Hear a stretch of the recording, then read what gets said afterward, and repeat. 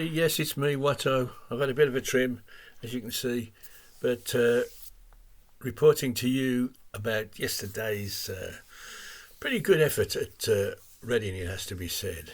Um, there's no Tilton Talk Show this week, coming up on Monday, but there will be a report of the Stoke game, so look out for that. Now then, no complaints about yesterday. Probably a fair score. A little bit annoyed at the first time they come into our half they score. We've been pretty much on top for the first 5-6 minutes. Terrible mistake in the middle of the park by Beale. He got absolutely schooled by and they broke on us, and our right hand side was a bit overstretched, and eventually they worked a very good goal, and it was a good finish from Andy, the big guy, and Andy Carroll.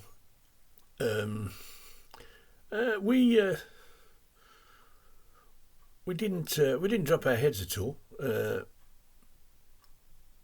We dominated that the next half hour or so. They had a bit of a go, but mainly high crosses into the box, which John Ruddy dealt with quite comfortably. But our equaliser was absolutely outstanding. Wonderful ball to pick out Cadra on the far side, and he jinxed inside. It wasn't just a hit and hope. He picked his spot, and Dukey's header was, well, it was just magnificent. He gets a lot of stick from me because he doesn't score enough goals. But a perfect performance from him yesterday. He got his goal. He worked his socks off. I mean, Dukey's like a man possessed at the moment. Whether he's working for another contract, whatever, but he is the biz at the moment. He really is. Rest of the game pretty even. We had chances. We broke on them. The only thing I question was did we shut up shop too soon? Took off our two quickest players. George Hall again was his pace is breathtaking, and if he could just turn that advantage into some finishing, into an assist, whatever. But again, he's frighteningly quick, and we need to manipulate that a little bit better. But basically, we had a referee substitution, which delighted the Reading fans because they were getting a bit cheesed off with the one they had. He was okay.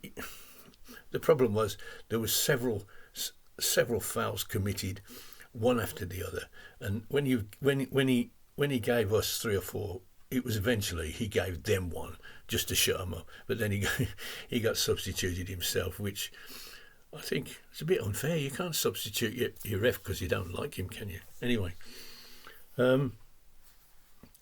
extraordinary scenes in injury time where literally both teams had decided the match was going to end in a draw, and we were passing the ball around and making no attempt to pressure their goal at all.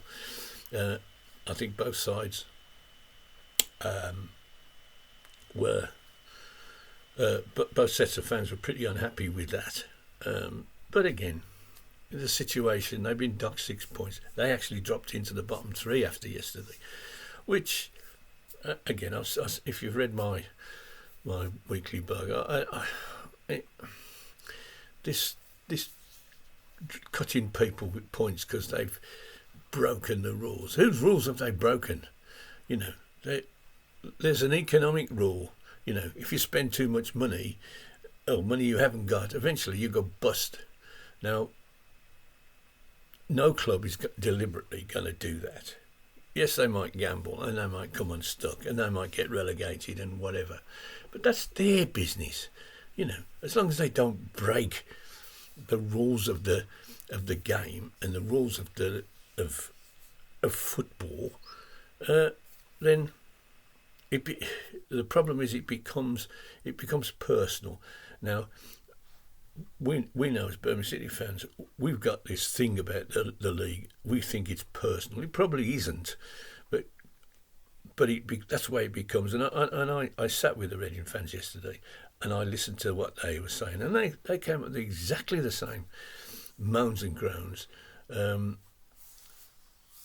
that we came up with. Now,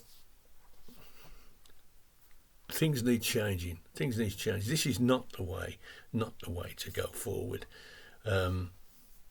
Suddenly to have the mat pulled from underneath you, with 6 weeks of the season to go, Reading would probably think themselves, well, we're in a great position, but relegation is in our hands. There suddenly isn't. Somebody says, oh, those 6 points you got, no, you ain't got them anymore. Ridiculous. It's absolutely ridiculous. Now then,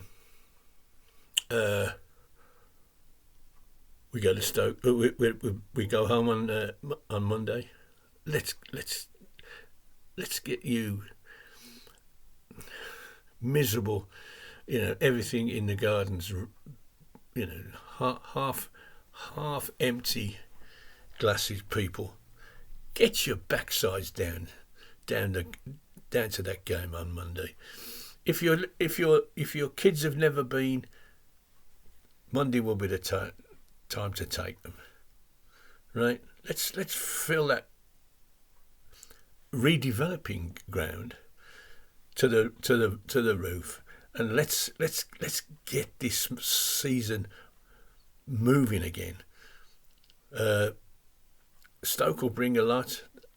They got a bit of a gubbing at home the other day, so it's a game that we need to win and we can win. So tune in Monday night for another review of the game. Wishing you all a very happy Easter. God bless you all. See you soon.